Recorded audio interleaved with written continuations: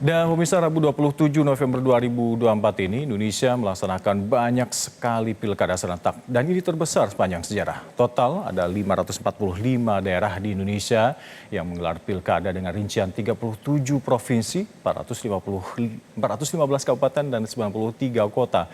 Pilkada menjadi salah satu pilar utama demokrasi di Indonesia karena melalui proses inilah masyarakat bisa memilih pemimpin lokal yang berkualitas. Namun pilkada juga tak lepas dari tantangannya, mulai dari masalah regulasi, keterlibatan para pemilih, hingga potensi pelanggaran. Dan untuk itu, evaluasi wajib kita adakan. Dan dari hal ini kita akan membahas terkait dengan pelaksanaan pilkada, mulai dari tahapan awal hingga hari pencoblosan. Kita sudah terhubung melalui sambungan Zoom. Ada Sekjen Komite Independen Pemantau Pemilu KIPP, ada Pak Kaka Sumita. Selamat malam, Pak Kaka. Terima kasih waktunya sudah bersama kami. Iya, Assalamualaikum warahmatullahi wabarakatuh. Terkait dengan hal ini, bagaimana KIPP memantau pelaksanaan pemilu 2024 pilkada serentak saat ini? Mulai dari tahapannya hingga pelaksanaan hari H-nya. Ya, pertama pemilihan serentak ini pertama kali seperti yang disampaikan, betul itu adalah pertama kali ketika pemilihan serentaknya dilaksanakan di seluruh provinsi kecuali satu provinsi yang Yogyakarta dan seluruh kabupaten kota kecuali kota yang ada di Jakarta. Nah, kalau kita perhatikan perjalanan dari pemilihan ini dimulai dari pasca pemilu sampai hari ini saja masih ada residu pemilu 2024, masih ada di DKPP, masih ada juga di peradilan, bahkan di pemeriksaan di salah satu Denpom masih terjadi. Artinya bahwa memang kelelahan kita terhadap proses pemilihan setelah pemilu itu masih cukup kuat ya. Dan mungkin juga saya melihat apakah ini juga yang kemudian menjadikan Jakarta misalnya sudah ada angka yang hampir pasti bahwa terjadi penurunan partisipasi. Tapi kembali kepada proses, di awal ini sebenarnya pemilihan ini diawali dengan adanya putusan MA ya. Putusan MA terkait dengan syarat umur pendaftar dari calon yang mendaftarkan. Nah ini cukup ramai sampai kemudian muncul putusan MK nomor 60 dan 70 yang agak memberikan harapan, walaupun akhirnya masih ada 33 tingkat kabupaten kota, kemudian satu provinsi yang ada calon tunggal. Nah kemudian dari proses ini, proses terkait dengan pendaftaran, sebenarnya masih mengalami pendaftaran pemilih, masih mengalami faktor klasik. Tadi masih saya menemukan banyak DPK. Saya kebetulan hari ini sampai ke Jatim ya, ada masalah di pendaftaran DPT sehingga banyak yang juga menggunakan fasilitas DPK atau daftar pemilih khusus. Nah, artinya bahwa memang kita perlu menyempurnakan soal pemilihan, soal daftar pemilih khusus ini, atau daftar pemilih secara keseluruhan. Kemudian dari kontestasi, nampaknya ini yang paling menarik ya. Pencalonan ini adalah proses yang paling menarik dari semua proses selain pungut hitung, karena memang pungut hitung adalah mahkotanya. Dari proses pencalonan ini dinamikanya sangat tinggi. Misalnya apa yang terjadi dinamika di Jakarta hari ini tidak lepas juga dari proses pencalonan. Ada yang mengatakan bahwa ada calon yang lebih banyak diinginkan oleh masyarakat DKI Jakarta, mohon maaf masyarakat kota Jakarta, tetapi kemudian tidak ikut kontestasi. Kemudian ada juga calon yang lebih familiar untuk masyarakat Jawa Barat, tapi kemudian berkontestasi di Jakarta. Nah ini berpengaruh terhadap proses dinamika dan hasil tentunya. Sehingga apa yang muncul dari hasil quick count, walaupun tentu kita harus menunggu sampai penghitungan manual, itu potensinya juga bisa kita analisis sebagai bagian daripada proses dinamika pencalonan. Jadi soal pencalonan menjadi sangat dominan saat ini. Kemudian soal lainnya adalah soal kampanye. Di beberapa kampanye ASN yang tidak netral, dituding tidak netral masih banyak, ASN, TNI, Polri, kemudian juga politik uang juga menjadi kuat. Sayangnya di politik uang ini banyak sekali ya laporan yang disampaikan terutama oleh pasangan calon dan timnya itu terhadap pihak lain itu seringkali tidak dibarengi dengan persiapan bukti dan lain sebagainya. Bahkan sebagian besar hanya berupa video. Nah, di pungut hitung ini yang hari ini saya ikuti ya, cukup banyak tempat, itu ya kita harus akui bahwa semua berjalan cukup lancar, kecuali soal cuaca ya. Kemudian ada bencana alam, termasuk di Jatim juga saya lihat ada beberapa gangguan terhadap karena cuaca hujan, kemudian ada longsor di daerah yang cukup dataran tinggi di Jatim misalnya. Nah, kemudian dari ada sih catatan saya terkait dengan proses ya. Sirekap ini nampaknya misalnya Jakarta hampir cukup banyak sudah terupload hasilnya. Tapi problemnya saya pikir sekarang bukan itu. Jadi problemnya adalah Sirekap ini tidak ada di dalamnya tabulasi rekapitulasi. Hanya salinan C hasil yang terupload. Dan hampir cukup banyak terupload, artinya hampir tidak ada hambatan dalam hal upload C hasil untuk saat ini dibandingkan dengan pemilu yang lalu. Pemilu yang lalu itu sampai hari H+2 masih banyak yang belum terupload. Nah, mudah-mudahan ini semuanya terupload oleh KPPS, karena sebenarnya siapa yang punya otoritas untuk upload itulah KPPS. Nah, tinggal kita tunggu proses, yakni proses rekapitulasi di PPK misalnya. Nah, saya pikir ini yang perlu kita perhatikan agar pergeseran ya, tadi sudah ada pergeseran kotak suara, hasil pemungutan suara dari masing-masing TPS. Kalau saya perhatikan ke PPS dulu, tingkat kelurahan desa, yang kemudian akan diserahkan ke PPK. Nah, dinamikanya seperti itu, jadi masih ada politik uang, Pak Kakak. masih ada netralan ASN, dan lain sebagainya, begitu. Iya, iya. Secara garis besar Anda menilai ini berjalan dengan baik, tapi tadi Anda juga berbicara masih ada residu dari Pileg dan Pilpres 2024. Artinya Anda sepakat ini masih ada sisa-sisa demokrasi brutal saat itu? Ya, saya pikir ini sesuatu yang harus ada momentum untuk memperbaiki ya. Karena kalau kita perhatikan justru di pemilu legislatif dan presiden kemarin, itu terjadi penurunan tingkat demokrasi yang saya pikir cukup berat ya untuk Indonesia. Kalau tidak diperbaiki, saya pikir di pemilihan ini akan terjadi pemulihan terhadap luka-luka demokrasi. Nyatanya ternyata tidak. Ini malah misalnya masih muncul endorsement dari presiden kepada calon-calon tertentu. Nah, yang kemudian oleh Bawaslu katakan tidak ada pelanggaran. Saya pikir ini bukan soal sekedar hukum, walaupun masih kita bisa berdebat soal hukumnya ya. Tetapi ini soal beyond the law, yakni soal etika, bagaimana kita sebagai meyakinkan diri kita melalui para pemimpin-pemimpin, terutama tingkat nasional dan pemimpin-pemimpin di semua tingkatan, bahwa demokrasi ini harus kita jaga bersama.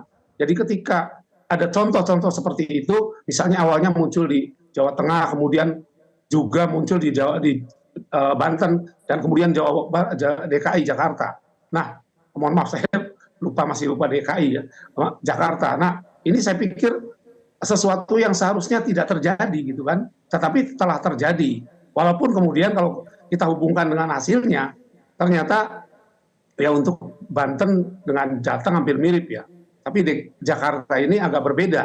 Nah, yang saya khawatirkan diantaranya adalah ketika seorang yang tidak di-endorse ataupun yang di-endorse adalah pihak lain, kemudian yang menang adalah pihak yang tidak di-endorse, saya pikir akan menimbulkan disparitas kekuasaan antara kekuasaan pusat dan daerah. Sebaiknya ini tidak terjadi gitu kan. Cukup disparitasnya partai politik pendukungnya saja, tidak menjadi disparitas. Misalnya kita pernah mempunyai pengalaman yang tidak baik juga ketika seakan-akan permusuhan antara Merdeka Utara dengan Merdeka Selatan ini soal person. Padahal kan tidak boleh terjadi seperti itu. Dan tidak boleh lagi terjadi ke depan itu endorsement yang kemudian ternyata tidak diikuti oleh pilihan masyarakat, khususnya saat ini di Jakarta, ini kemudian menjadi presiden buruk. Selain soal demokrasinya yang saya pikir mengalami deklinasi yang perlu kita perhitungkan begitu. Baik, Pak Kakak, nanti kita akan mengulas bagaimana ternyata praktek politik brutal ini ternyata masih bisa terjadi di Pilkada serentak 2024 ini. Apa yang bisa kita usahakan untuk menanggulangi hal ini agar kedepannya lebih baik lagi? Kita akan kembali untuk Anda usai jeda berikut. Tetap bersama kami di Metro TV.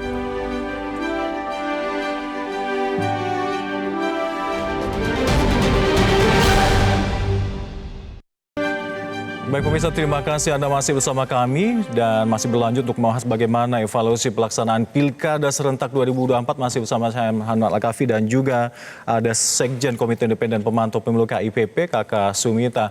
Pak Kakak, bagaimana residu Pileg dan Pilpres ini ternyata masih ada di Pilkada serentak ini? Kenapa ini bisa terjadi? Apakah regulasi yang ada ini kurang mumpuni untuk menghalangi hal itu terjadi? Saya pikir ini bukan sekedar soal regulasi, betul bahwa memang regulasi pemilu dan pemilihan ini perlu sebuah sinkronisasi, kemudian juga pembaruan. Pembaruannya seperti apa? Pembaruannya adalah untuk memperkuat politik kita. Jadi sebenarnya apa yang terjadi saat ini adalah pelemahan politik. Pelemahan politik terjadi pada beberapa ranah. Kalau salah satu ranah adalah ranah di masyarakat sendiri, yakni kemampuan untuk dapat memilih secara rasional. Tapi ini akan dengan sendirinya selesai ketika dua ranah lainnya selesai. Ranah satunya adalah ranah kepemimpinan atau elit. Di tingkat elit ini nampaknya belum mampu melihat Indonesia ke depan. Jadi seringkali mengatakan bahwa Indonesia Emas 2024, tetapi kemudian cara pandangnya itu sangat pendek. Yakni sangat pendek sehingga terjadi misalnya pemilu yang dinilai brutal di 2024 Februari lalu itu terjadi. Karena kalau pemimpin yang mampu melihat jauh ke depan akan melihat demokrasi ini sebagai bagian yang perlu dipelihara. Dan itu tidak terjadi karena hanya melihat jangka pendek, pokoknya asal menang, pokoknya asal berkuasa. Dan yang tadi ketiga yakni soal regulasi itu sendiri. Di ranah regulasinya perlu kita perbaiki, yakni diantaranya adalah lemahnya partai politik. Kalau saya menilai partai politik, orang mengatakan sangat kuat, segala sesuatu harus melalui partai politik. Bukan, itu justru menandakan bahwa partai politik lemah. Salah satu tandanya adalah sampai saat ini tidak ada partai politik sejak pemilu 99 yang mampu meraih suara rakyat di atas 25%. Bahkan sekarang semuanya di bawah 20%, bahkan partai pemenang sekalipun. Terus kedua, ketika mencari pemimpin, calon pemimpin misalnya di pilkada ini, masih banyak yang seperti mencari pemain bola, pemain bon gitu kan. Tidak ada kader partai politik yang sudah settle. Harusnya kan di setiap kabupaten, kota, provinsi sudah ada kader yang settle untuk setiap partai politik. Nah ini salah satu kelemahan partai politik, tanda bahwa partai politik lemah. Jadi yang harus diperkuat adalah kepemimpinan dan kemudian partai politik yang kuat. Nah dua-duanya itu adalah merupakan dua bagian dari satu mata uang antara elit yang kuat, artinya mempunyai pandangan masa depan, dengan partai politik yang kuat. Partai politik yang kuat ini diantaranya juga tidak akan tergantung pada pihak tertentu, misalnya soal finansial. Pembiayaan partai politik itu mahal. Oleh karenanya partai politik harus didesain untuk mampu membiayai dirinya.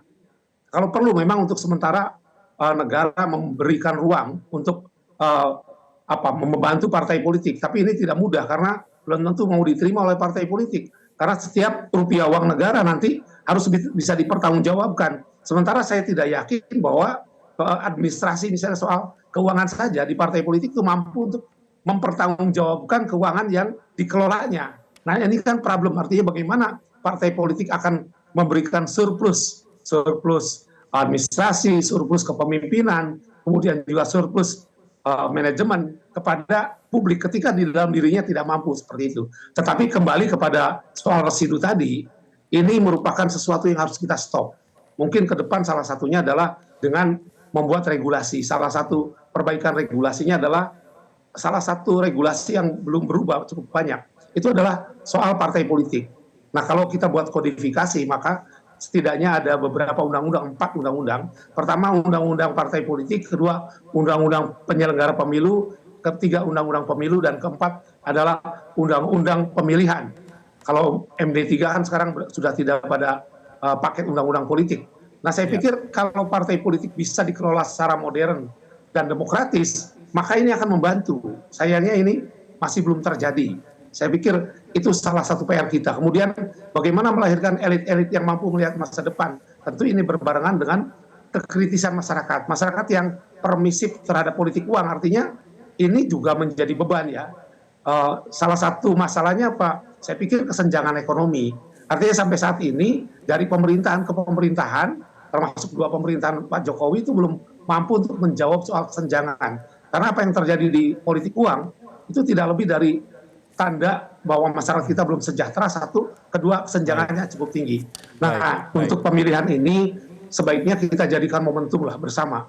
Pemimpin di semua tingkatan, termasuk nanti yang terpilih itu kemudian menyadari bahwa kita harus melihat masa depan. Karena kita tidak hanya berhadapan antara satu partai dengan partai lain, antara calon satu dengan calon lain, tetapi kita berhadapan dengan dunia. Dunia yang saya pikir berubah sangat cepat dan banyak tantangan. Kita tidak bisa mengabaikan soal global warming, soal masalah karbon, soal masalah kerusakan lingkungan dan lain sebagainya. Begitu saya pikir itu yang harus ada di benak setiap pemimpin dan pimpinan partai politik. Iya, iya. Tadi Pak Kakak mencatat ada pemimpin elit yang mampu melihat demokrasi lebih jauh, jangan hanya jangka pendek, hanya melihat menang saja. Tapi lain hal itu, Pak Kakak mencatat ada beberapa hal dari partai politik ini. Partai politik yang sampai saat ini belum ada yang meraih suara rakyat hingga 25%. Partai politik yang kurang bisa mencetak para elit pemimpin yang memang dimaui oleh masyarakat. Dan regulasi dari parpol yang selama ini. Ini partai politik menjadi sorotan utama Pak Kakak sepertinya. Ya, karena kita apa yang terjadi di pemilu 2024 lalu, ketika 14 Februari adalah merupakan hari pencoblosannya, itu sudah memperlihatkan adanya ketidaksinkronan antara vektor ke arah demokrasi dan ke arah kesejahteraan publik, keadilan, itu dengan apa yang terjadi di partai politik. Dimulai misalnya dari apa? Verifikasi partai politik saja, kalau kita perhatikan, hampir sulit partai-partai politik itu untuk bisa menghadirkan pengurusan di setiap kabupaten kota dan 1.000 atau 1/1000 dari anggotanya di satu kabupaten kota. Artinya ini bukan suatu hal yang sederhana, ini merupakan kritik kita harusnya cukup tajam terhadap partai politik. Sayangnya kan partai politik diberi power yang cukup besar. Misalnya hampir tidak ada satupun permasalahan bangsa kita tidak melalui partai politik. Hampir semuanya melalui pemilu. Misalnya soal seleksi penyelenggara pemilu. Nah, banyak kritik terkait dengan seleksi penyelenggara pemilu karena dilakukan oleh pemerintah dan partai politik yang kemudian menjadikan penyelenggara pemilu ini juga tidak mudah untuk independen. Teman-teman ini, misalnya soal Bawaslu yang mengatakan bahwa tidak ada pelanggaran hukum terkait dengan endorsement Pak Prabowo, itu juga dikaitkan dengan jangan-jangan memang ini tidak independen. Artinya tidak memiliki otonomi yang cukup. Nah, oleh karenanya saya pikir ini masalah penyakitnya dulu kita cari. Dan kita sadari, jangan kita denial. Seringkali kita seakan menolak bahwa kita baik-baik saja. Ini kan seperti kita melihat bahwa kondisinya sakit, tapi kemudian kita tidak mengakui. Nah, dengan mengakui dan kemudian mendiagnosa, problemnya apa sih? Tentu saja apa yang saya uraikan ini perlu telah lebih jauh ya, telah lebih jauh untuk dapat mencari problemnya. Kita bersama-sama lah, akademisi, politisi, pemerintah, masyarakat sipil, kita bersama-sama untuk mencari solusi yang terbaik. Dan saya pikir salah satunya adalah dengan menyadari apa yang sebenarnya menjadi masalah utama bangsa kita, begitu. Apa Pak Kakak ingin mengatakan problematika utama penyakitnya ada di partai politik? Saya pikir itu adalah salah satu yang merupakan faktor yang harus kita benahi. Salah satu faktor yang harus kita benahi. Ya, karena kalau perolehan itu kenapa di bawah 20%, artinya partai politik tidak mampu menjaga trust publik yang diperolehnya dari pemilu sebelumnya kemudian terakumulasi. Sehingga makin besar begitu. Baik. Terkait dengan pengawasan Pak Kakak, apa saja yang perlu ditingkatkan? Ya, saya pikir dari pengawasan itu pertama dari sisi regulasi ya. Kemudian juga kewenangan. Nah, kewenangan misalnya soal administrasi dan pidana, ini kan ada disparitas ya. Administrasi itu sebenarnya bisa digunakan secara maksimal oleh Bawaslu misalnya. Tetapi nampaknya ini juga tidak mudah terjadi di semua tempat dan memang posisi Bawaslu seakan-akan hari ini lebih lebih menunaikan tugasnya saja, gugur kewajiban. Saya mengkritik seperti itu karena kita perhatikan harusnya Bawaslu menjadi penjaga keadilan pemilihan dan pemilu. Nah, ketika itu tidak terjadi, berarti ada yang salah dengan Bawaslu. Bahkan dalam salah satu pertimbangan hukum MK kemarin di pemilu 2024, kita saksikan bahwa MK juga mencatat bahwa Bawaslu tidak melaksanakan fungsi pengawasannya secara maksimal. Nah, itu yang saya pikir catatan-catatan yang ada dari MK ini bisa diuraikan menjadi jauh lebih dalam lagi, dan untuk itu tidak boleh denial. Saya menilai ada bagian dari Bawaslu yang denial ya, seakan-akan bahwa tidak terjadi seperti itu. Nah, kalau begitu kan kita tidak akan sampai pada akar permasalahannya. Karena sebenarnya salah satu kenapa kita mempunyai Bawaslu yang otonom dan independen itu agar menjaga keadilannya secara maksimal. Ini masih belum, saya pikir. Bahkan ya harus diakui bahwa terjadi penurunan dibandingkan pemilu 2019 ketika MK itu meyakinkan bahwa setiap problem yang sudah bisa diselesaikan Bawaslu itu kemudian dianggap sudah selesai. Ini terbalik, MK menilai berbeda. Saya pikir saya sepakat dengan MK dalam hal ini. Iya. Jadi apa yang terjadi di Bawaslu ini bukan karena kewenangannya yang kurang, tapi posisinya?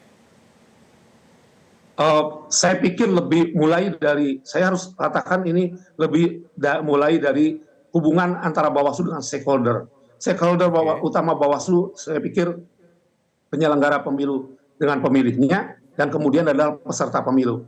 Nah, dengan peserta pemilu ini hubungannya saya pikir tidak harus dikoreksi. Tidak boleh lagi Bawaslu hubungannya itu seakan-akan ada patronisme. Ini tidak boleh. Harus benar-benar otonom. Ketika misalnya ya salah satu aturan dalam Gakumdu ya, ini harus ada superioritas dari Bawaslu karena domain pemilu ini pengawasannya oleh Bawaslu. Kalau ada lembaga lain yang menjadi support system, maka Bawaslu sebagai aktor utamanya. Tetapi untuk itu diperlukan juga Bawaslu yang semakin kuat, yakni pemahamannya, kompetensinya, independensinya, itu yang kita perlu lakukan.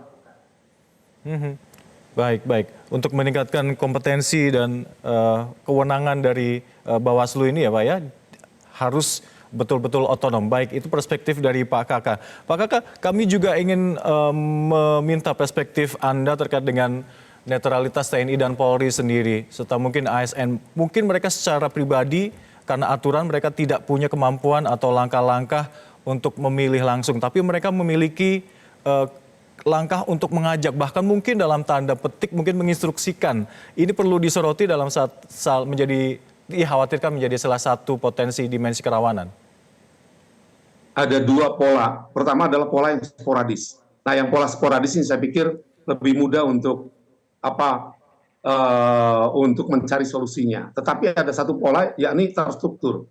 Terstruktur itu artinya ada hubungan antara struktur yang lebih atas dengan lebih bawahnya, sehingga yang terjadi itu hampir sama di semua daerah. Artinya, misalnya kita bisa melihat dari yang didukung siapa, apa kriteria dukungannya, siapa yang mempunyai kriteria dukungan, itu hampir sama di berbagai daerah. Nah, itu lebih bersifat struktur. Nah, yang bersifat terstruktur ini, saya pikir harus diselesaikan dengan secara struktural pula, tidak bisa secara sporadis. Misalnya dengan menghukum, tidak seperti itu, tetapi juga untuk membangun sebuah mekanisme di mana batasan ASN TNI Polri itu patuh kepada pimpinannya dan di mana batasan yang tidak boleh. Jadi TNI Polri dan ASN hanya patuh pada tugas dan fungsinya, bukan di luar tugas dan fungsinya. Artinya ini memerlukan political will untuk menjadikan masalah struktural ini kita bereskan. Saya pikir itu yang harus kita lakukan. Baik. Pak Kakak, mungkin terakhir ini, saya ingin Anda menilai dari fairness dan integritas pemilu kali ini dari penyelenggara dan penguasanya. Seperti apa Anda melihatnya? Ya, saya pikir memang tidak terjadi declining dari pemilu 2019 ke pemilihan 2024. Yang terjadi adalah semacam sesuatu yang melandai. Artinya ada kemandekan demokrasi. Kalau dari pemilu kemarin terjadi penurunan decline. Kalau sekarang kemandekan. Tidak ada upaya ataupun sebuah kondisi yang memperbaiki. Mungkin ada yang bisa nilai positif, misalnya terkait dengan keamanan secara umum ini cukup baik. Kemudian dari sisi teknis, nah ini saya kritik kepada penyelenggara, nampaknya fokus di teknis. Bahkan Bawaslu pun seakan-akan lebih fokus di teknisnya. Saya pikir ini masalah teknis kita sudah selesai. Soal teknis logistik dan sebagainya itu harusnya sudah flying by wire ya, sudah otomatis, semuanya automated. Nah, tinggal kita melakukan inovasi-inovasi untuk menjaga integritas dan keadilan pemilu. Jadi sekarang terjadi stagnasi demokrasi dari pemilu 2024 ke pemilihan 2024. Selain terjadi juga soal political fatigue ya, kelelahan politik karena terlalu mepetnya antara pemilu dan pemilihan. Tapi yang harus kita perbaiki, artinya ketika kita ingin menaikkan demokrasi kita, apa sih demokrasi? Demokrasi yang lebih dan nggak kurang adalah soal kedaulatan rakyat. Jadi ketika kita bicara demokrasi, maka di dalamnya ada kedaulatan rakyat. Kita bicara kedaulatan rakyat, di dalamnya adalah keinginan dan aspirasi rakyat. Nah, ini yang saya pikir harus sinkron, karena ketika dipilih langsung, baik anggota dewan maupun DPD, kemudian juga DPRD, kemudian juga kepala daerah dan presiden, itu di dalamnya ada representasi. Nah, yang kosong hari ini adalah terputusnya representasi antara pemilih dan dipilih. Karena memang lebih banyak yang memilih secara emosional atau transaksional dibandingkan pemilih rasional. Ke depan harus kita bangun pemilih yang lebih rasional, kemudian juga kita perbaiki struktur termasuk kultur ini. Kita perlu kultur yang baik. Kultur hanya bisa dilakukan minimalnya oleh pemimpin. Jadi kalau kita pilih siapa yang harus kulturnya baik dulu, pemimpinnya dulu. Karena pemimpin bisa menjadi contoh. Saya pikir itu yang banyak sekali PR-nya, tapi kita harus mengurai begitu. Baik, terima kasih perspektifnya yang sudah diberikan kepada kami. Ada stagnasi demokrasi yang berjalan dari 2019 hingga saat ini, tidak ada perkembangan demokrasi di kita, dan juga terputusnya antara pemilih yang dipilih hanya sebatas transaksional semata. Terima kasih Pak Kakak telah bergabung bersama kami di Metro TV.